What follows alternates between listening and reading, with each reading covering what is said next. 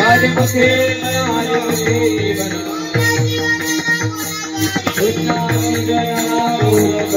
पूरा जीवन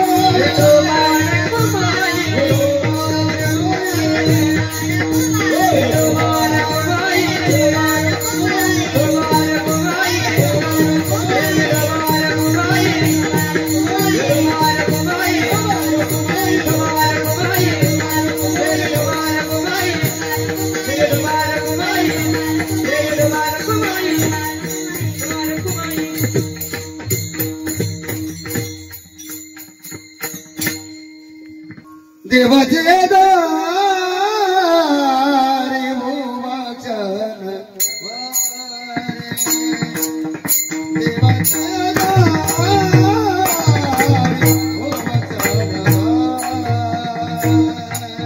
देवाचे दारे मोवाचन देवाचे दारे मोवाचन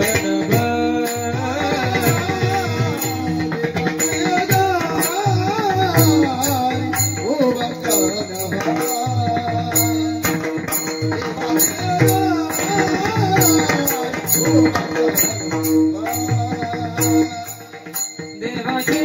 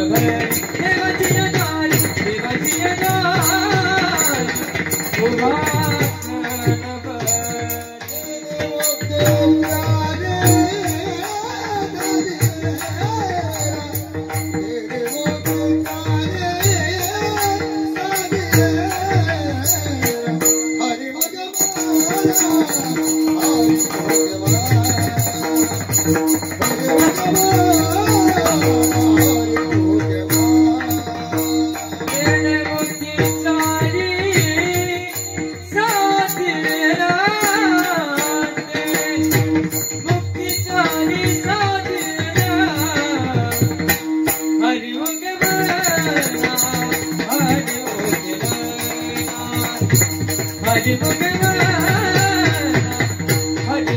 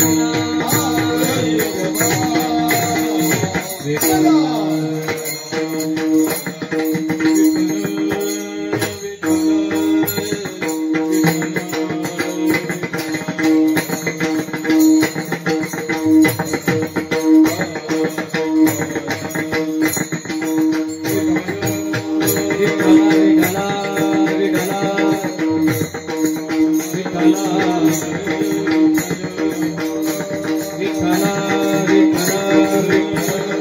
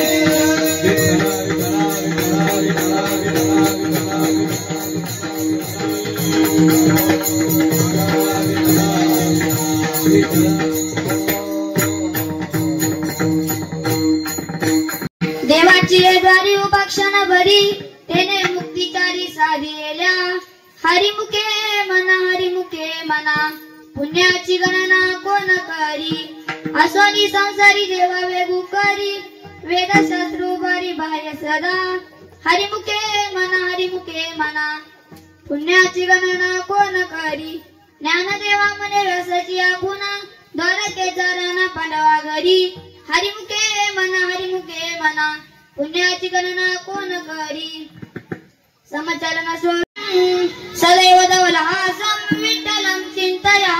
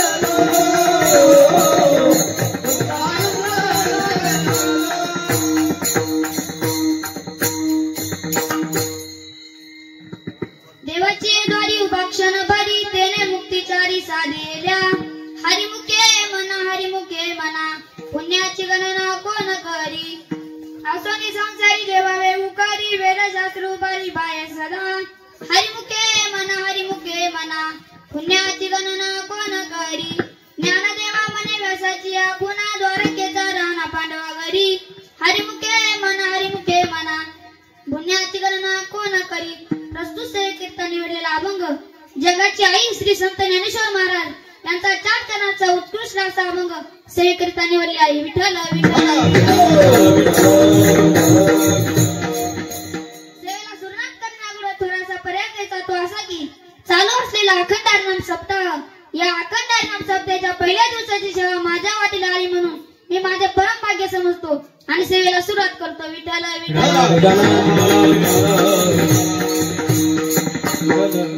देवाची द्वारी उभक्षण भरी तेने मुक्तीचारी साधेल्या हरिमुखे म्हणा पुण्याची गणना कोण करी. या अभंगाचा सरळ भावार्थ असा आहे की देवाची द्वारी उभक्षण भरी तेने मुक्तीचारी साधेल्या. देवाच्या दारात उभे राहून जो मनुष्य नामस्मरण करतो त्याला साईजाती चारी मुक्तीचा लाभ होतो. हरिमुखे म्हणा पुण्याची गणना कोण करी. त्याच्या नामस्मरणाची पुण्याची गणती होणार नाही असे नाम महात्मा आहे. असोनी संसारी जेव्हा वेगू करी वेदशास्त्र उभारी बाया सरा असे वेदशास्त्री हात वर करून प्रजा लोकांना सांगत आहे की श्री संत ज्ञानेश्वर महाराज म्हणतात ज्ञानदेवा म्हणे रसांची पुन्हा द्वारके ताराना पांडवा घरी. श्री संत ज्ञानेश्वर महाराज म्हणतात पांडवांच्या घरी त्याचे संकट गाई श्रीकृष्ण भगवान नेहमी द्वारका सोडून राहत होते असे वेद भगवंताने महाभारत ग्रंथात म्हटले. असा अभंगाचा सरळ भावार्थ.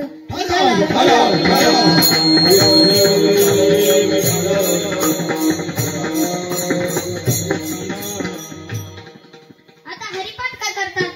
श्री संत ज्ञानेश्वर महाराजांनी हरिपाठ लिहिला पण हरिपाठ काय करतात बरं ते जाऊन द्या. काकडा काय करतात. काकडा केल्यावर पापाची उडी होती आणि पहिला काकडा सुरू कोणी केला. एके दिवशी एक देवदत्त नावाचे ब्राह्मण एका गावात राहत होते. त्यांनापासून काकडा सुरू झाला. त्यांची बायको त्यांना शिळे तुकडे खायला द्यायची, शिळे अन्न खायला द्यायची आणि नवऱ्याच्या अगोदर जेवण करून बसायची. मग तिला पहिल्यांदी गाढवाचा जन्म भेटला. दुसऱ्या जन्मामध्ये वटबागुळीचा जन्म. तर का पहिल्यांदा डुकराचा भेटला ना ते डुक्कर कुठं राहतं कुठं काही पण खातं आणि वटबागुळीचा कमून ती उलटी लटकती आणि तिचीच घाण तिच्या तोंडात पडते म्हणून तिला वटबागुळीचा जन्म भेटला. मग यो जीव द्यायला चालला. ही म्हणे मला राहायचंच नाही जगायचंच नाही. हे मला शिळे तुकडे खायला देते मी कसं कमून जगू. मग यो नदीत जीव द्यायला चालला. मग एक साधू भेटले आणि तीन त्याचा हात धरला. म्हणे थांब जीव नको देऊ मी तुला सांगतो. सकाळी उठायचा आणि काकडा करायचा. मग ते पूर्वीचा काकडा कसा राहायचा.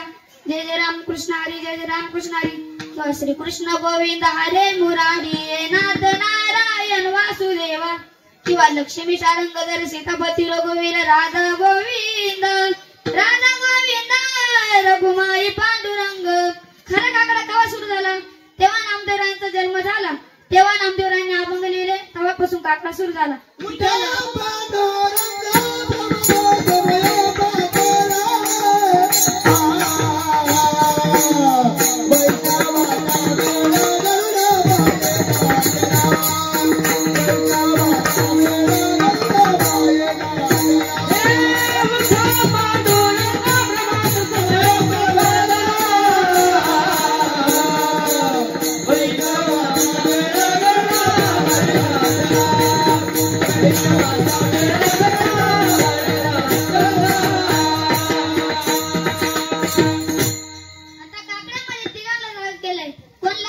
पहिलं देवाला नंतर साधू संतांना संतांना जागा केलं साधूंनी जागा केलं नंतर तुम्हा आम्हाला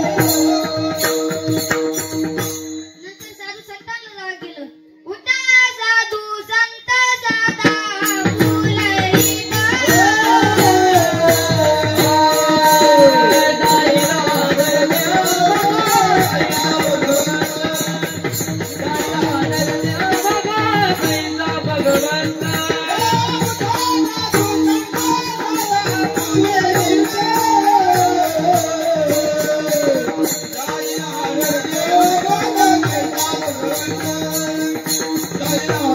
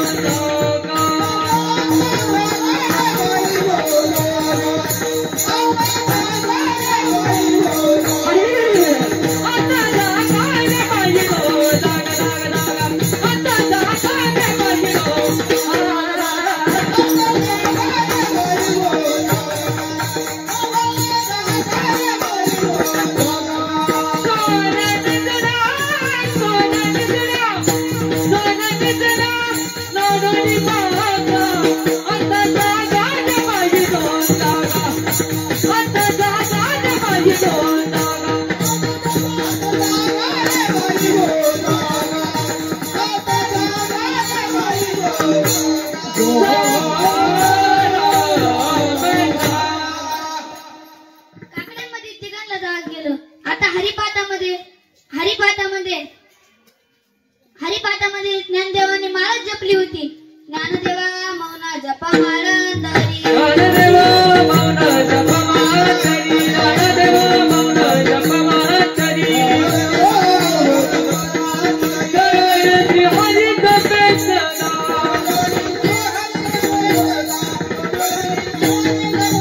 ज्ञानदेवा मौन जपमाळ करी. ज्ञानदेवा मौन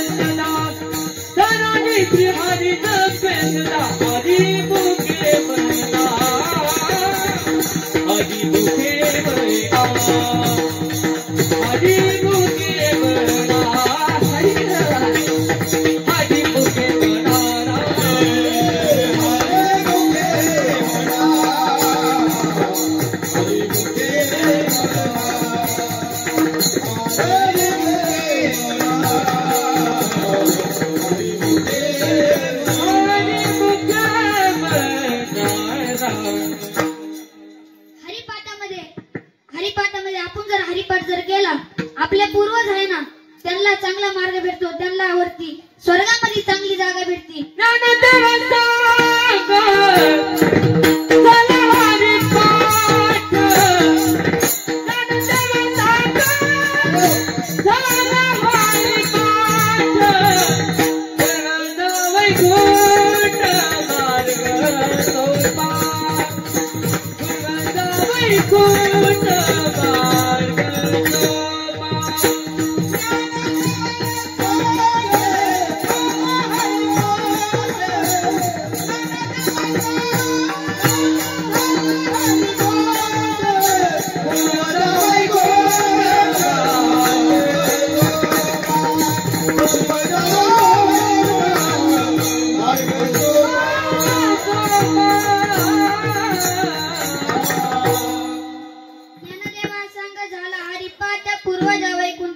सोपा.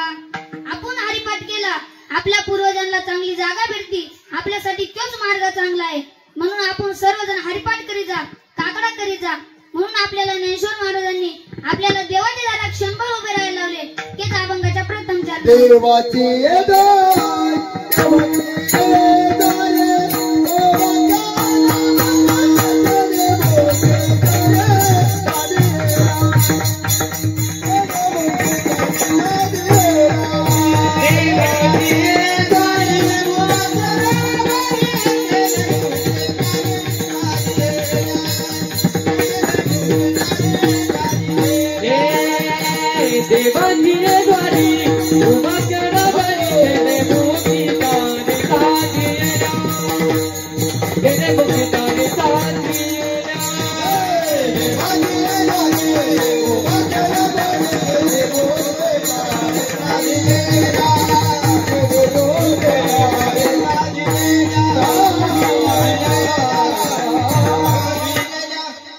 देवाचे द्वारी उभा क्षणभरी त्याने मुक्तीचारी साधेल्या. आता मला सांगा, देवाचं द्वार की देवळाचं द्वार?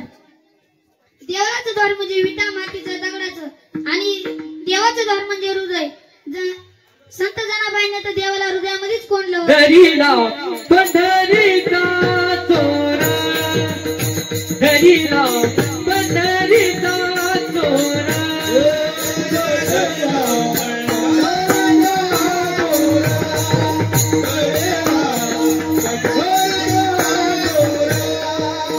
हृदयी माती काना केला, आता विठ्ठल कोटीला, आता विठ्ठल कोटीला. दरीला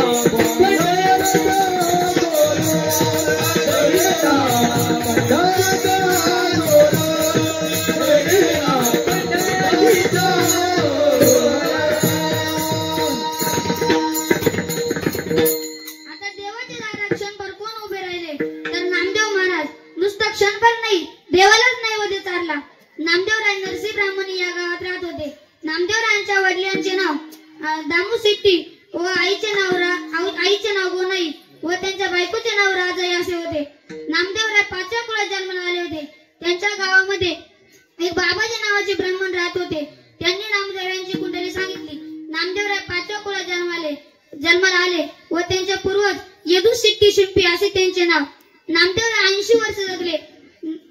त्यांच्या आई वडिलांना लहानपणापासून भजन कीर्तनाचे वेळ असल्यामुळे नामदेवरायांचे वडील पंढरपूरला गेले व तिकडे 4-5 दिवस मुक्कामी थांबले. इकडे नामदेवरायांची आई म्हणली, नामा इकडे जर देवाला नैवेद्य खाऊ घाल. आपली आई आपल्याला सांगते, देवाला नैवेद्य दाखवून आण. आपण तसंच जातो देवाला नैवेद्य दाखवून आणतो. पण नामदेवरायांची आई तशी नाही म्हणली, देवाला नैवेद्य खाऊ घाल.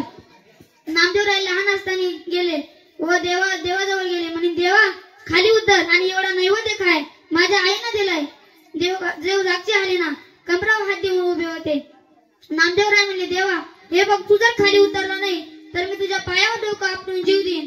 मग देव घाबरले व खाली उतरले. म्हणे, नामा उठ, मी तुझ्यावर प्रसन्न आहे. मग देव खाली उतरले व नैवेद्य खाल्ला. नामदेवराय म्हणले, देवा नुसता नैवेद्य नाही, दूध पण पे. मग नामदेवरायांच्या हातून देवाने नैवेद्य खाल्ला, दूध पेले. नामदेवराय हसत खेळत घरी गेले. बाईला म्हणाले, आई हे बघ, देवाने नैवेद्य खाल्ला. आई म्हणली, खरं नामा, तू खाल्ला की देवाने? आईने तडका नामदेवरायांच्या मुस्काळी दिली व म्हणली, नामा खोटं बोलतोस, दम तुझ्या वडिलांना सांगते. नामदेवरायांचे वडील आले. म्हणे, तुमचा नामा खोटं बोलायला लागलाय. मग नामदेवराय म्हणले, आई बाबा मी खरं सांगतो, देवाने खाल्ला, मी खरं नाही खाल्ला. वाटलंच तर तुम्ही उद्या माझ्यासोबत चला. मग सकाळ झाली. नामदेवराय व त्यांचे आई वडील सकाळीच मंदिरामध्ये गेले. नामदेवरायांचे आई वडील लांबूनच पाहत होते दारातून व नामदेवराय आतमध्ये गेले. म्हणे, देवा कालच्या आणि पुन्हा नैवेद्य खा. देवाने नैवेद्य खाल्ला व दूध पण पेले. नामदेवरायांच्या आई वडिलांच्या डोळ्यातून खळखळ असं पाणी निघलं. म्हणजे माझ्या नामाच्या हातून देवाने नैवेद्य खाल्ला. लोहे हसमान महिमा सताचा, लोहे हसमान महिमा सताचा.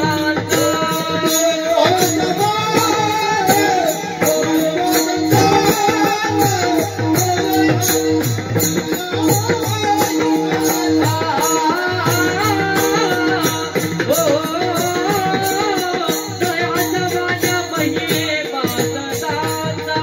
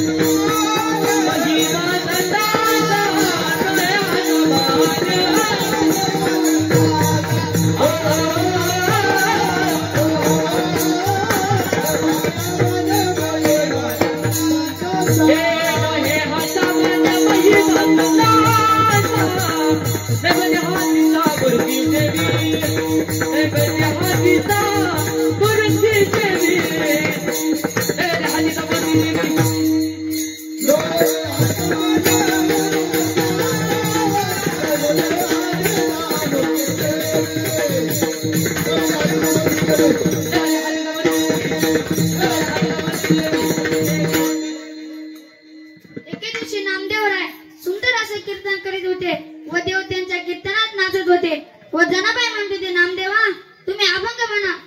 नामदेव कीर्तन करी मोठे देवनाचे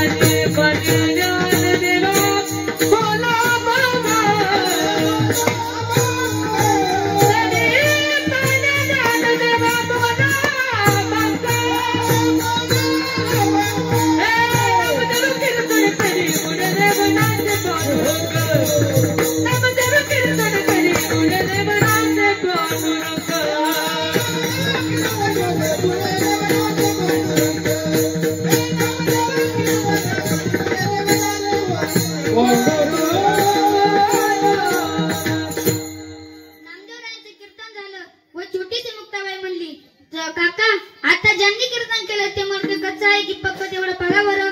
मग पूर्वीच्या काही थापटणं राहायचं. सोकोबार यांनी थापटणं हातात घेतलं व नामदेवरायांना थापटणं दिलं. हे मडकं कच्चं ठरलं. सर्व संत मंडळींनी नामदेवरायांना कच्चं ठरवलं. नामदेवराय तिथून निघाले ते देवाजवळ म्हणे, देवा मला सर्व संत मंडळींनी कच्चं ठरवलं आहे. खरं सांग देवा, मी कच्चा आहे का? नामा कच्चा वे कच्चा, नामा कच्चा वे कच्चा, नामा कच्चा रे कच्चा, नामा कच्चा रे कच्चा, नामा कच्चा वे कच्चा, नामा कच्चा रे कच्चा, नामा कच्चा रे कच्चा, नामा कच्चा वे कच्चा, जय गुरु नामा कच्चा रे कच्चा, जय गुरु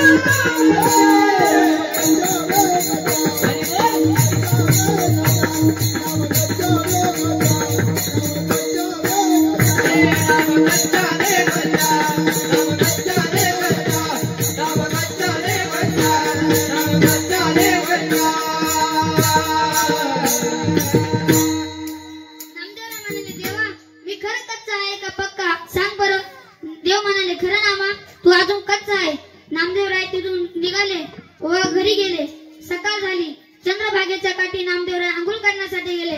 तिथं बघितलं तर एक दाढीवाला माणूस, त्याच्या हातात सुरा, त्याच्या मागे 4 कुत्रे, त्या 4 कुत्र्यांच्या मागे 6 मेंढ्या व 6 मेंढ्यांच्या मागे 18 कोंबड्या व त्या 18 कोंबड्यांच्या मागे त्या बाबांची बायको असे ते घेऊन आले व त्यांना आंघोळ घालीत होते.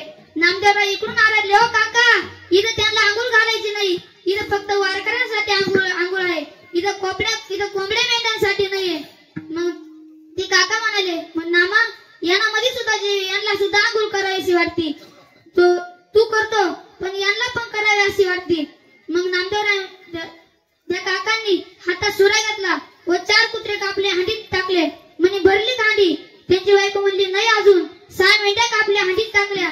म्हणे भरली हांडी. नाही अजून. 18 कोंबड्या कापल्या, भरली हांडी. म्हणे नाही अजून. मग उस चोर को पकडो. नामदेवरायांनी ती धूम टुकली ते परत देवाजवळ. नामदेवराय म्हणाले, देवा मला काल सर्व संत मंडळींनी कच्चं ठरवलं, आज माझ्यावर तर मरायचीच वेळ आली होती. मग देव हसायला लागले. म्हणे, नामा तो गाडीवाला माणूस होता ना, तो मीच होतो.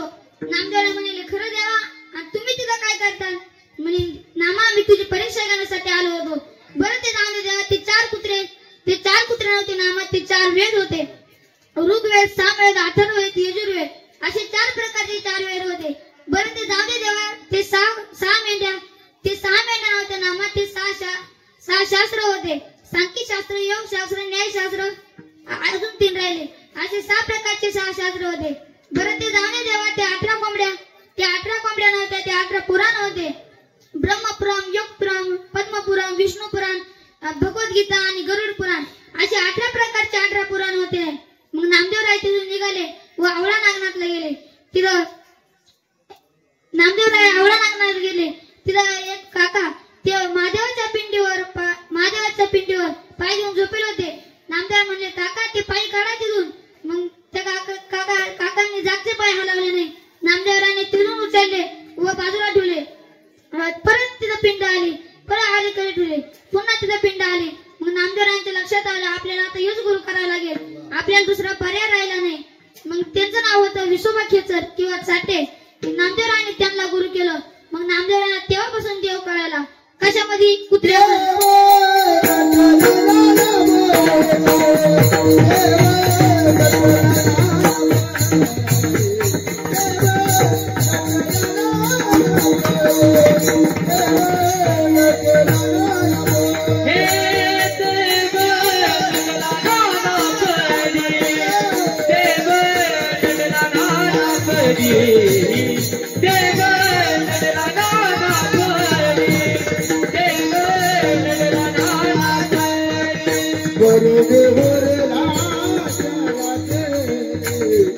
Yeah.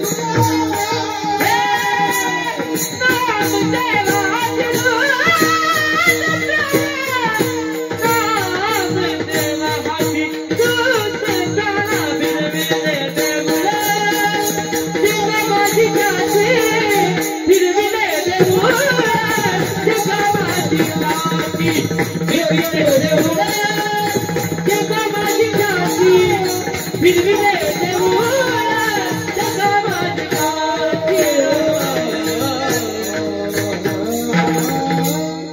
मंदिराचे देऊळच फिरले मंदिराचे तोंडच फिरले मग सर्व लोक पाहू लागले आश्चर्यचकित पाहू लागले मग असे अनेक नामदेवरायांचे चमत्कार आहेत अजून कोण तर तुकाराम महाराजांना यमच घाबरत होता त्यांना यम न्यायलाच आला नाही तर कोण आलं त्यांना विमान न्यायला आला प्रयाण काळी देवे विमान पाठविले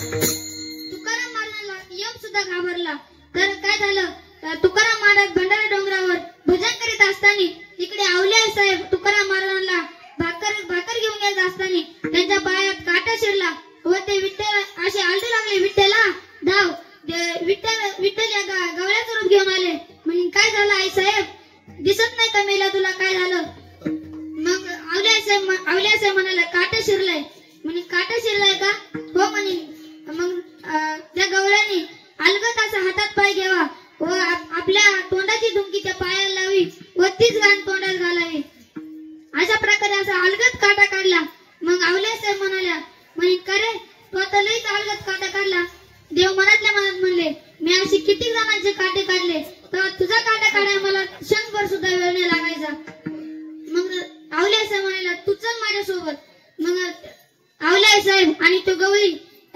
तुकाराम महाराजांकडे गेले तुकाराम महाराजांचं गोड असं भजन चाललं होतं वृक्षवल्ली आम्हा सोय रे घनचरे वृक्षवल्ली आम्हा सोय रे घनचरे वृक्षवल्ली आम्हा सोय रे घनचरे हे भक्ती दुष्कर आरवे भक्ती दुष्कर आरवे वृक्षवल्ली आम्हा सोय रे घनचरे वृक्षवल्ली आम्हा सोय रे घनचरे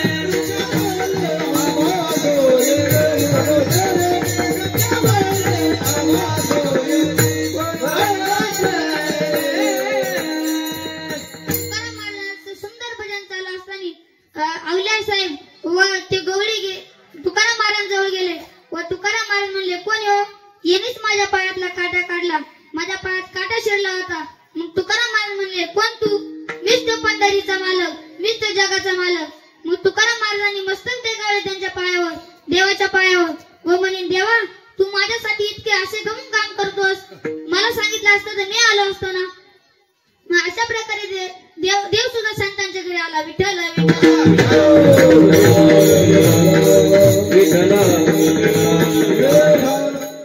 अजून कोणत्या घरी आला 4-5ची वेळ होती संत जनाबाई ओव्या गाऊन दळत असताना देव त्यांच्या घरी आले व दळण दळू लागले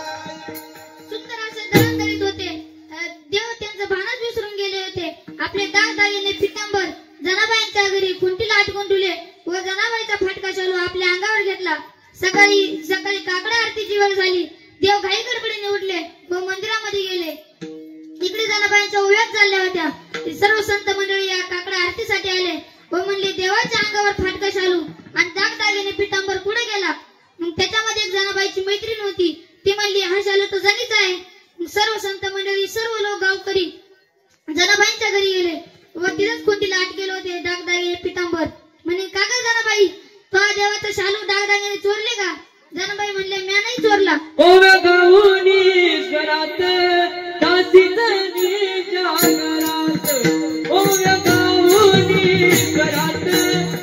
चिंचणीच्या घरात दळण दळिले सत्याचे हरी दळण दळिले सत्याचे हरी आल चोरीचा माझ्या घरी आल चोरीचा माझ्या घरी आल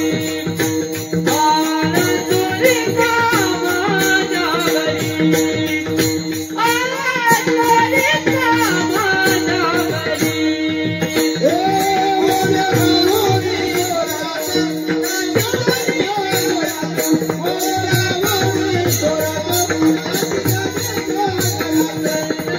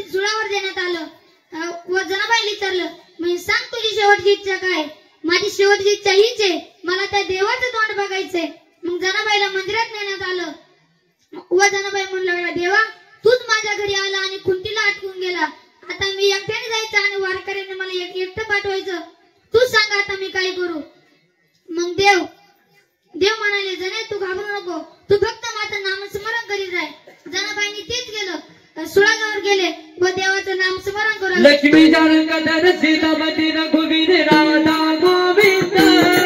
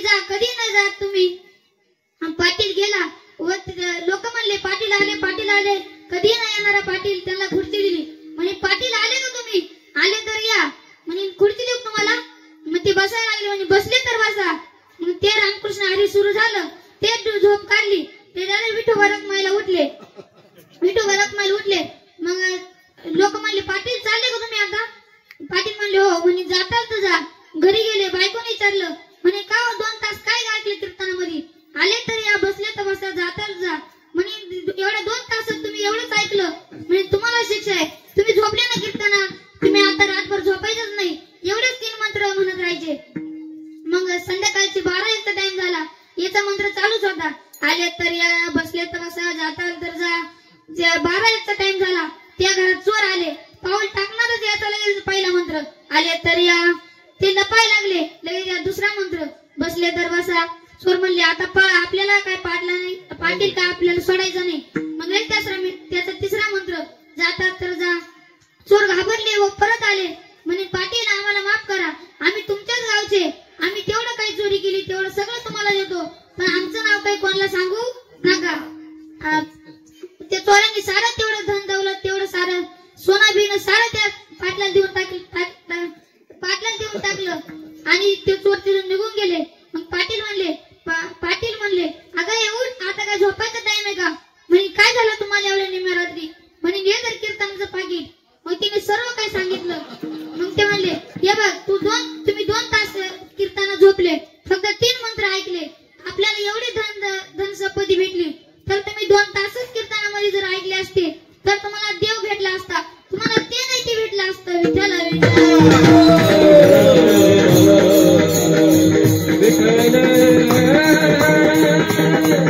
विठ्ठल एक नवरा बायको होते व बायकोला काय करमेना, ती माहेराला निघून गेली. संध्याकाळी 12 वाजले, याला काही करमेना, म्हणे मला करमतच नाही. येऊ पण निघाला. वाटेत नदी भेटली. आता जायचं कसं? म्हणे वा, आपल्या बायकोनं आपल्यासाठी मस्त लाकूड भेटवलंय, तू त्याच्यावर बसला व नदी पार करून गेला. मग पुढच्या दाराने जायचं तर तिथे त्याच्या बायकोचा फप्पा बसला होता. मग ते मागल्या दाराने गेला. मागल्या दाराने काय सांगायसाठी जिना राहत नाही. मग ते म्हणे अरे वा, आपल्या बायकोनं आपल्यासाठी दोरी पण बांधून ठेवली, एवढी आपल्यासाठी आईश करून ठेवली. मग तो दोरीच्या साह्याने वर गेला व म्हणे उठ अगं, मी आलोय तुला न्यायला, मला करमत नाही. मग तिची बायको म्हणे का हो, तुम्ही एवढी अंधारात कसे आणि नदी पार करून मागल्या दारांनी कसं काय आले? मग ते म्हणे तू माझ्यासाठी फुले टाकली होती, माझ्यासाठी दोरी बांधली होती. मग ते दोघही जण भेटरी घेऊन गेले व नदीमध्ये बघितले. ते लाकूड नसून ते एका मेलेल्या माणसाचं प्रेत होतं. ते त्याच्यावर बसून आला व सरळ आला. मागल्या दाराने म्हणे कुठे दोरी? ती दोरी नव्हती, तो एक मोठा असा साप होता, त्याला धरून आले. मग ते दोघांनी कपाळाला हात लावला. म्हणे एवढ्या निम्या रात्रीची तुम्हाला गरजच नव्हती, मग तुम्ही माझ्यासाठी एवढे निम्या रात्री येतात, तर देवासाठी तुम्ही काकड्याला गेले असते, पाठी 4 वाजता हरिपाठाला गेले असते, मग तुम्हाला किती काही भेटलं असतं, तुमच्या पापाचीच होळी झाली असती. विठ्ठल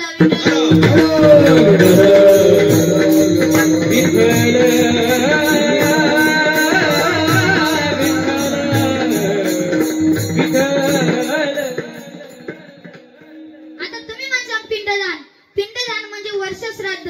हे पहिलं कोणी केलं? तर त्रेतायुगामध्ये पहिलं पिंडदान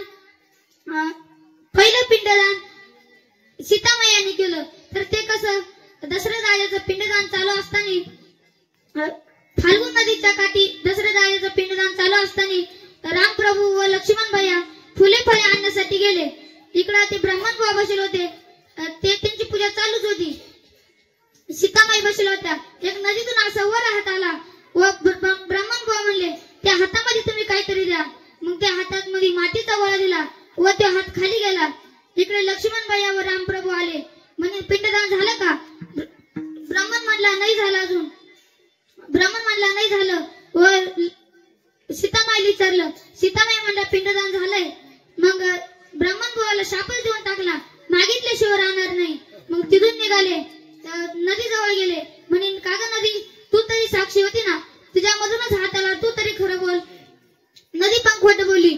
म्हणे पिंडदान झालं नाही, ती पण खोटं बोलली. मग नदीला सुद्धा शाप दिला. म्हणजे तुझं पाणी अदृश्य राहील व तुझ्या पाण्यात किडे राहील, म्हणून तुम्ही कधीही फाल्गुन नदी जवळ जा, तिचं पाणी अदृश्य राहील, तिचं वाळू राहील. ती उकारली आणि ते आपल्याला तेवढं लागेल तेवढं पाणी घ्यायचं.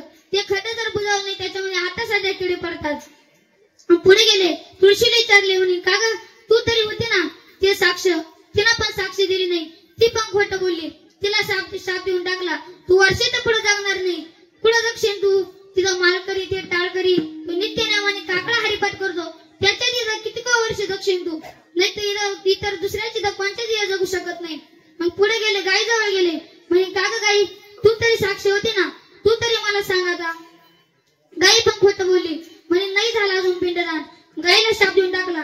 तू पुढच्या तोंडाने काही पण खाशील, पण मागल्या काशीच्या बाजूने असं पवित्र असं दूध देशील. ते महादेवाला सुद्धा झाले, पवित्र असं दूध देशील.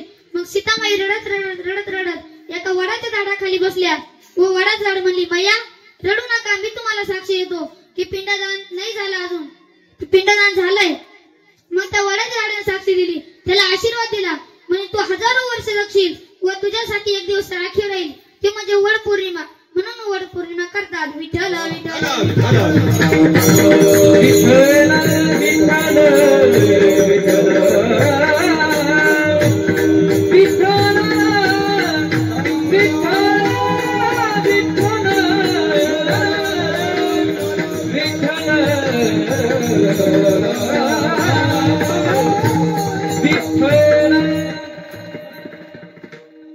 एक गाढव रस्त्याने जात असताना त्याला एका वाघाचं कातड भेटलं व त्याने ते आपल्या अंगावर घेतलं व तो असाच गावामध्ये चालू लागला. सर्व लोक घाबरू लागले. वाघ आला, सर्व पशु पक्षी सर्व काही घाबरू लागले त्याच्या भयाने.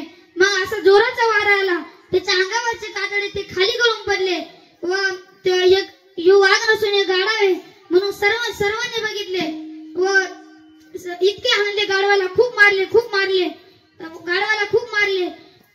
याचा सिद्धांत असाच आहे की काही लोक साधूचा बाह्य वेश घेतात पण भिंग उघडे पडल्यावर फजिती होती. विठ्ठल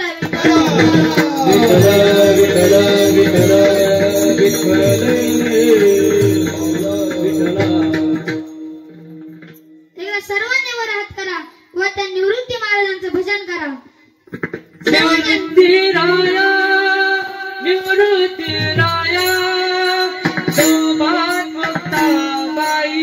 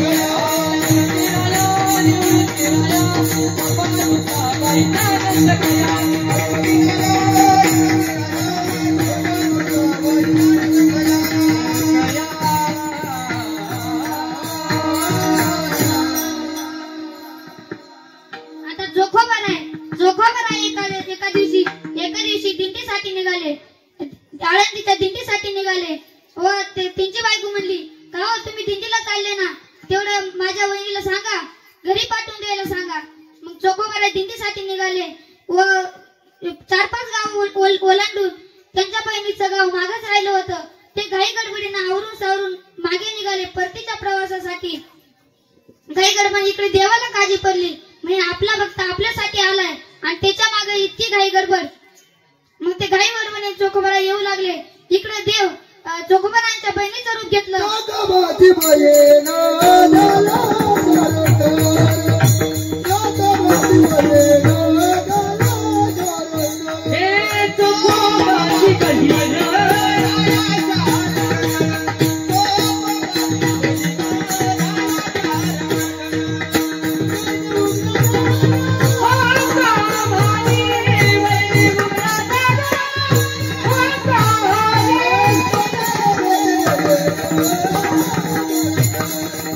Yeah.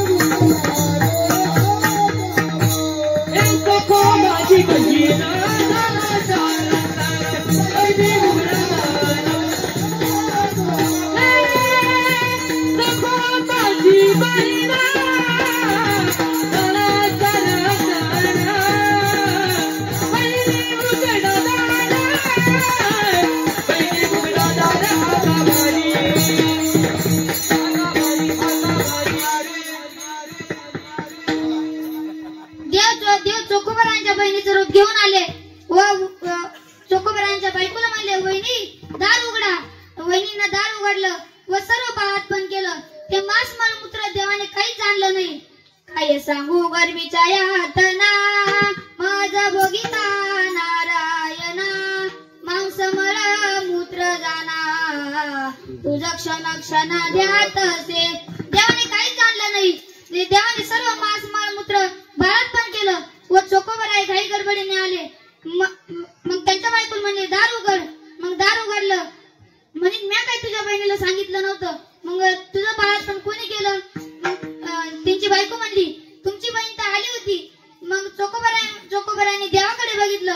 म्हणे देवा तू माझ्यासाठी सुद्धा एवढं मळमूत्र एवढं काही जाणलं नाही. एवढं तू माझ्यासाठी एवढं कष्ट घेतले. विठ्ठल विठ्ठल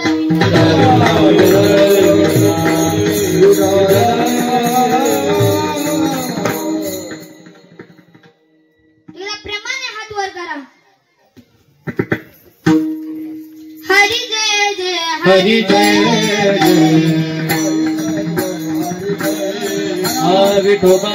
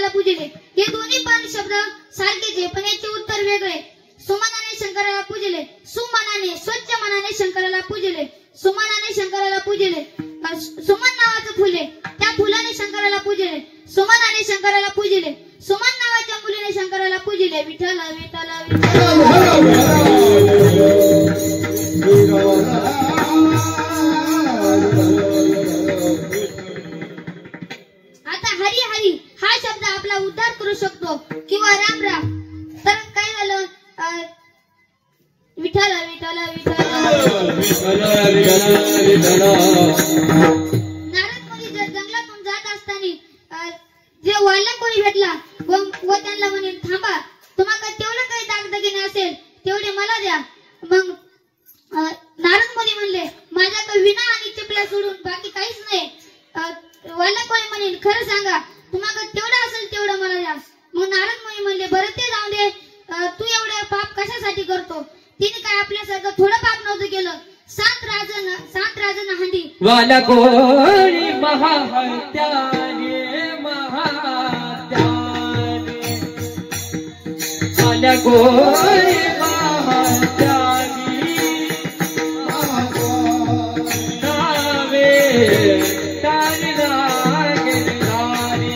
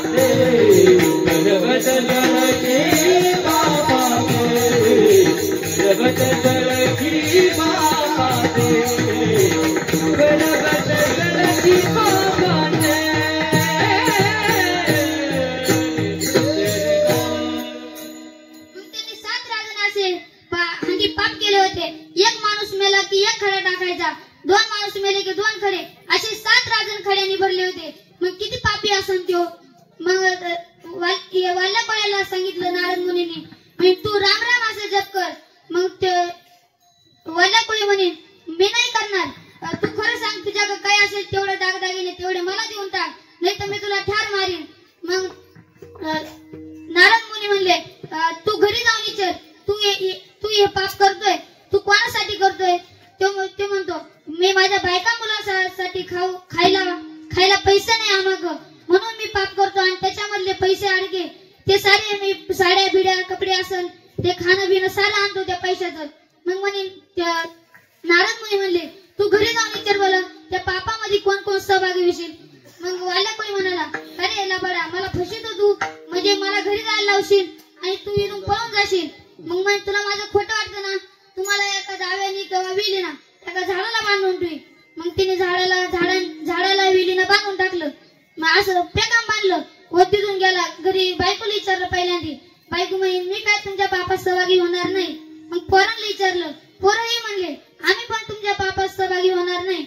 मग तो असाच नाराज होऊन नारद मुनी आला व तीन चरण पकडले. म्हणे तुम्ही खरं सांगताय या पापामध्ये कोणी सहभाग होत नाही, फक्त पैशाचेच मागे लागले. मग नारद मुनी म्हणले तुम्ही राम राम असं भजन करीत राहा तुमचा उद्धार होईल. मग त्याने राम राम असं भजन सुरू करायला गेलं. त्याचे कितकं वर्ष असं मारा शब्द येत होता, पण काही वर्षांनी त्याचा राम राम शब्द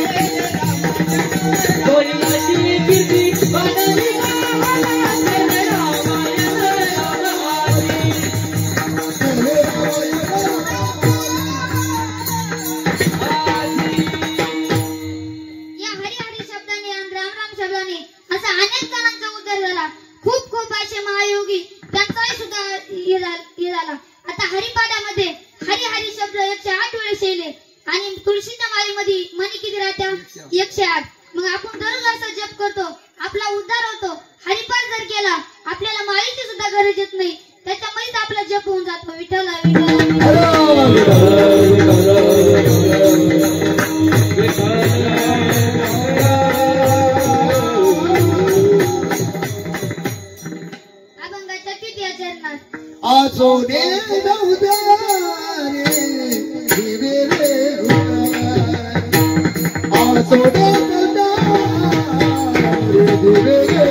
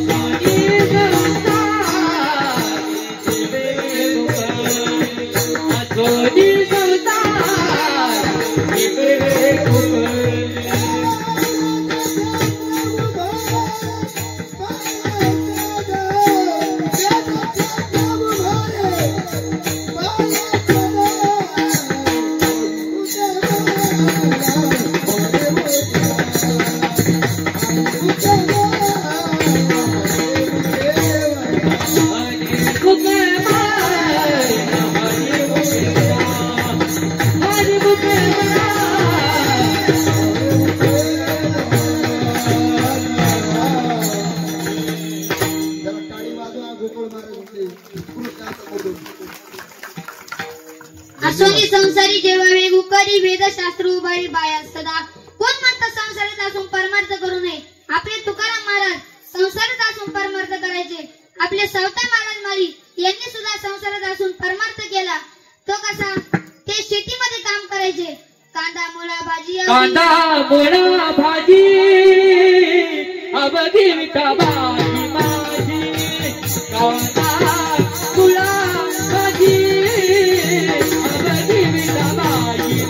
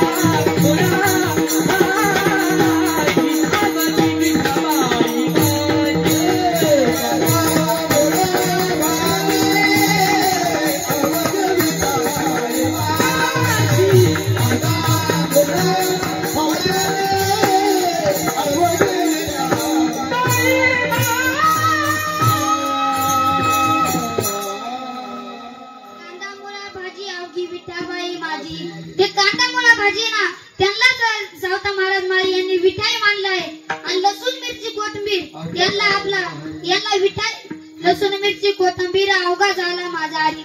याला हरी मानलाय विठ्ठल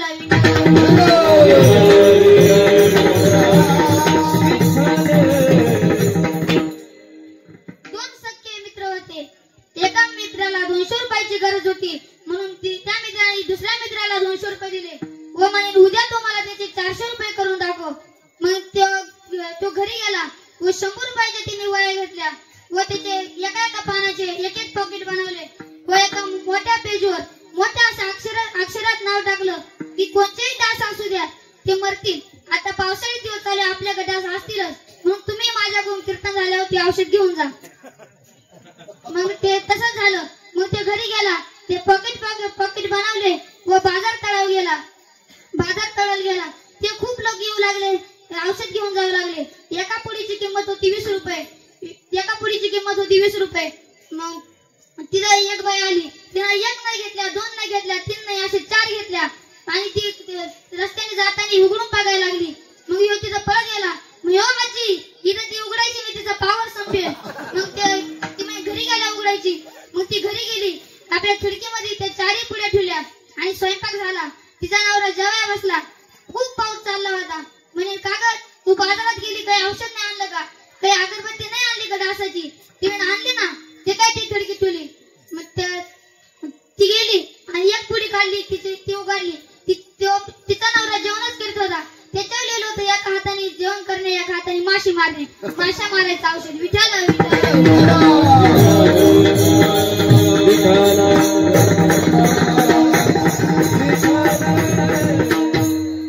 दोन सख्खे भाऊ एक लहान आणि एक मोठा. मोठा खूप गरीब होता.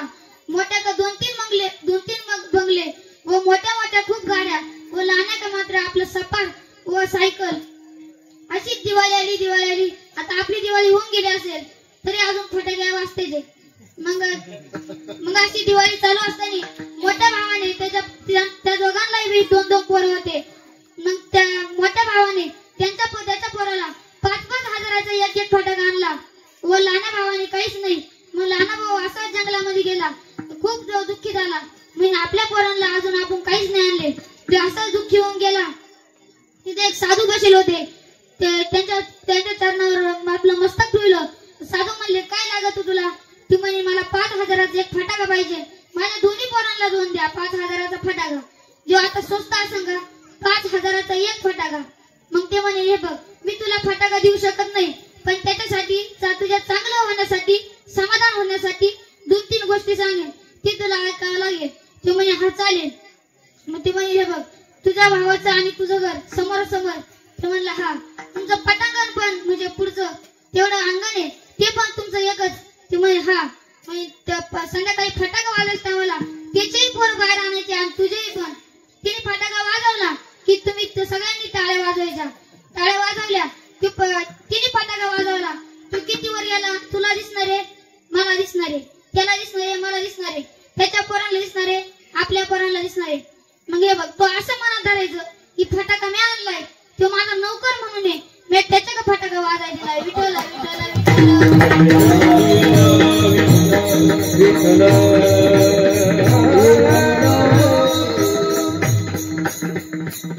चौथे चरणात ज्ञानदेव म्हणे व्यासाची आपुना. ज्ञानदेव म्हणे व्यासाची आपुना.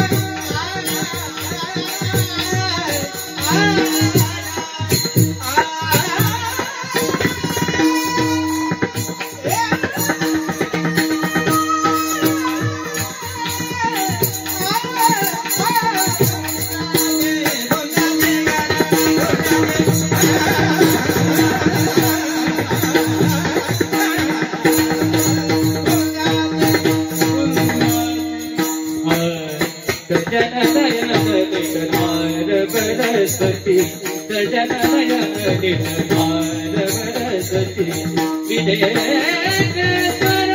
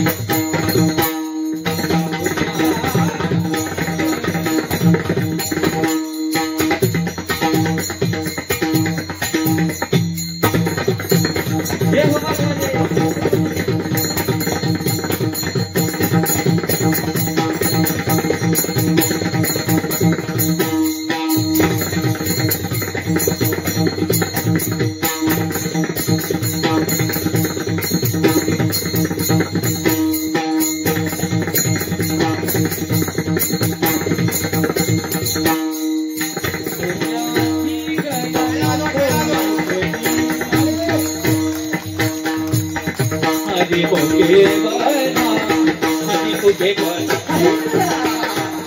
हरि मुखे बना हरि मुखे बना हरि मुखे बना हरि मुखे बना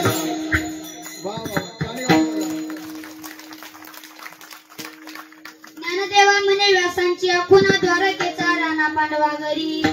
या ज्ञानदेवांनी सुद्धा व्यासांच्या खुणा सांगितलंय आणि तो द्वारकेचा राणा तो सदैव पांडवांच्या घरी राहत असतो. हे आमचे लाने गुरुजी हे एक पक्वात विशारद आहे व ते आमचे मोठे गुरुवर्य ते सुद्धा गायन विशारद आहे. हे आता सोलो करते आहे त्यांना जोरदार टाळ्या वाजवा.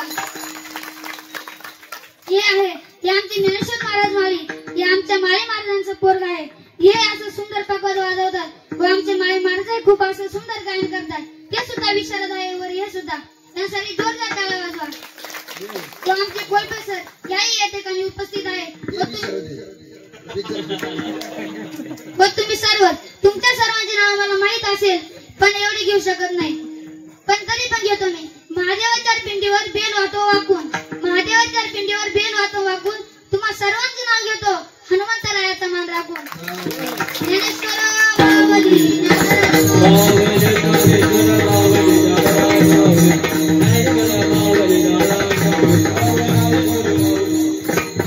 माऊली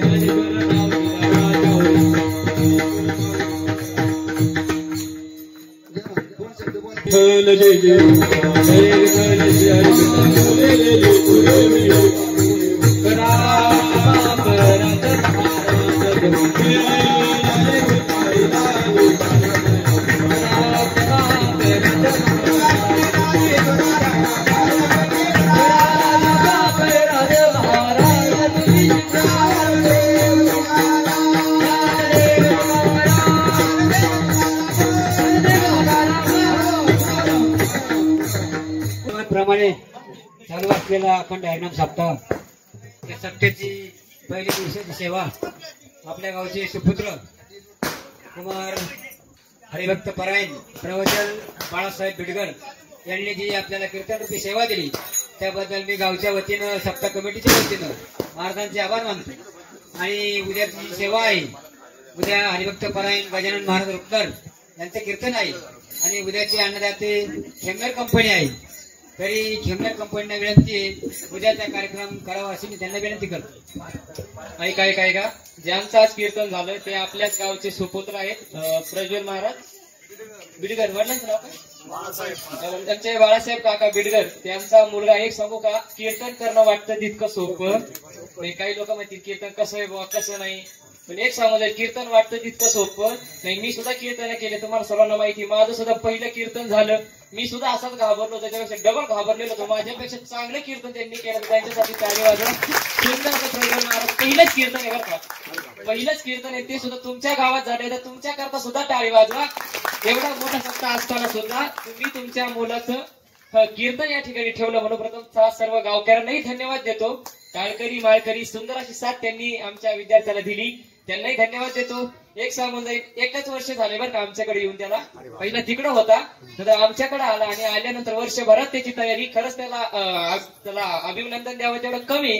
का बरं, एका वर्षामध्ये कीर्तन कोणी लवकर करत नाही. काही लोक आळंदीला 6-6 वर्ष घालतात, 8-8 वर्ष घालतात, तरी कीर्तन त्यांना आता स्वर सापडत नाही. पण सुंदर असं कीर्तन केलं, त्यांना धन्यवाद देतो आणि थांब. सुनील महाराजांचे दोन्ही मुलं इथं आल्याबद्दल, त्यांनी कीर्तनाला साथ दिल्याबद्दल त्यांचे